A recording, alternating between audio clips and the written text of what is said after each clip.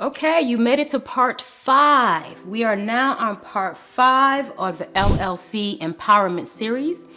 If you found this video without seeing part 1 through 4, I highly recommend watching part 1 through 4 to get a better understanding of what I am going to cover in this part and to get a good foundation of what an LLC is and how you can maximize it. That is what I've been covering, and this is going to be an 8-part series. We are now in part 5. I've been covering the information that's usually not talked about or touched on when we're talking about an LLC. At least it's not talked about or touched on without compensation. But I am giving complimentary game. I think it's time for us to do so. So I want you to look at part 1 through 4 before looking at part 5, so that you can get a better understanding of why I am where I am. And what I am going to talk about today in part 5 is going to be on taxes. When we're looking at LLCs, I'm not going to go deep into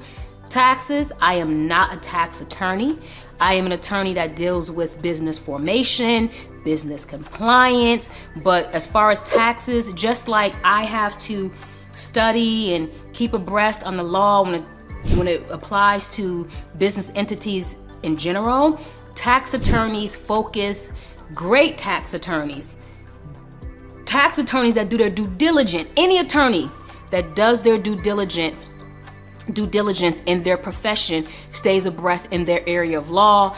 And tax law is one of those laws that is also frequently changing. When I'm talking about business law and trying to stay abreast, specifically with the LLCs, or if your state it applies LLLPs, you have to stay abreast on the constant and ever-changing of the laws surrounding that. And tax is the same.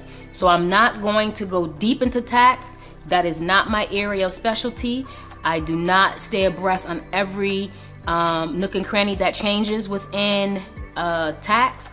So you want to make sure that you do seek advice from a tax attorney, or you make sure that you are, dealing with a CPA. But I still say, even if you're dealing with a CPA who's not a tax attorney, it doesn't hurt to have an attorney and a CPA together. But I know enough information. I know the law in general, and I know enough information surrounding tax situations with your business, that the foundation of what you need to know. And then you go to a tax attorney and build on that, because there's so much more that you can benefit or lose from that information.